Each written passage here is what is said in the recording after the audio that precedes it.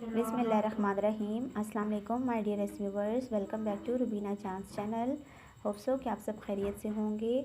आज मैं आप लोगों के साथ बायोलॉजी क्लास 10th जो है इसकी वीडियो बना रही हूँ। ठीक है, हम लोगों ने फर्स्ट चैप्टर स्टार्ट किया हुआ है गैसेस एक्सचेंज। ठीक है, तो जो फर्स्ट लेक्चर था हमारा जो हम लोगों ने स्टार्ट किया है उसका जो लिंक है वो मैं डिस्क्रिप्शन में प्रोवाइड कर दूँगी, जिसमें मैंने आप लोगों को इसका इंट्रो दिया है चैप्टर का थोड़ा सा, और उसके बाद जो इसका मोस्ट इम्पॉर्टेंट क्वेश्चन नंबर 1 है वो मैंने आप लोगों को समझाया है, डिक्टेट किया था, एक्सप्लेन किया था। ठीक है, तो आज हम कर रहे हैं गैसेस एक्सचेंज का जो क्वेश्चन नंबर 2 है वो एक्सप्लेन मैं आप लोगों को कर रही हूँ।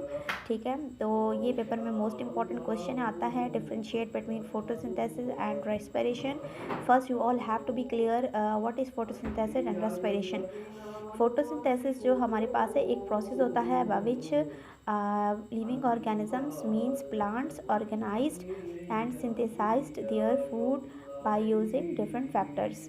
यानी कि डिफरेंट फैक्टर्स को यूज़ करते हुए प्लांट जब अपना फूड जो है वो प्रिपेयर करते हैं, सिंथेसाइज करते हैं, उस प्रोसेस को हम फोटोसिंथेसिस कहते हैं। उसके बाद है रेस्पिरेशन। ठीक है, रेस्पिरेशन में क्या होता है कि फूड जो लिविंग ऑर्गेनिज्म ने यूज़ किया हुआ है या लिया हुआ है उसे ब्रेक डाउन होता है और उसके नतीजे में जो एनर्जी बॉडी को मिलती है, ठीक है, एटीपी की फॉर्म में, उसे हम क्या कहते हैं, रेस्पिरेशन कहते हैं।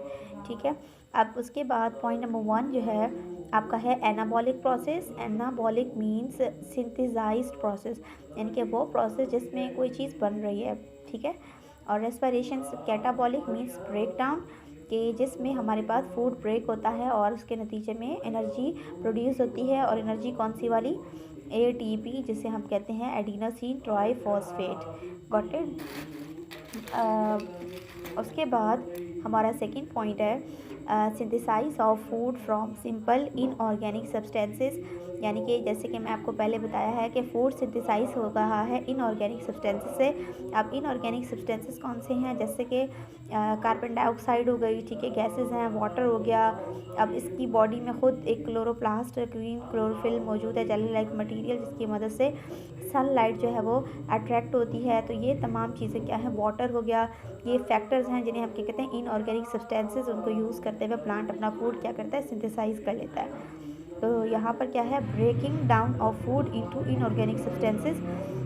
यहाँ पर फूड जो है वो ब्रेक डाउन हो रहा है और इनऑर्गेनिक सब्सटेंसेस के अंदर, ठीक है, और फिर हमें क्या करता है, एनर्जी प्रोवाइड करता है। Point number 3 requires light energy, यानी फोटोसिंथेसिस का प्रोसेस जो है वो लाइट एनर्जी में होता है।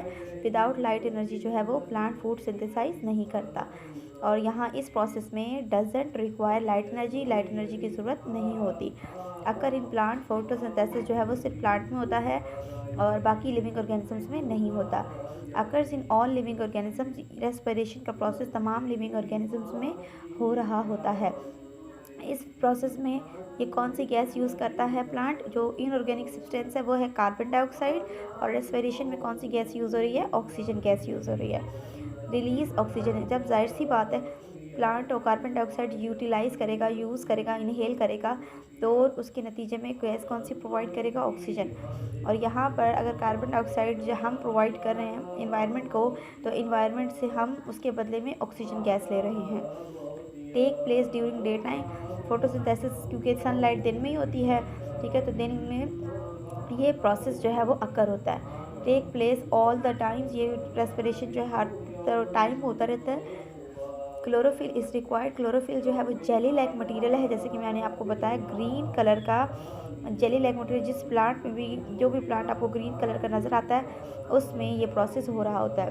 Take place all the times, chlorophyll not required, इसमें क्लोरोफिल की ज़रूरत नहीं होती, क्योंकि हमारे पास जो हमारी बॉडी का लार्जेस्ट ऑर्गन है वो है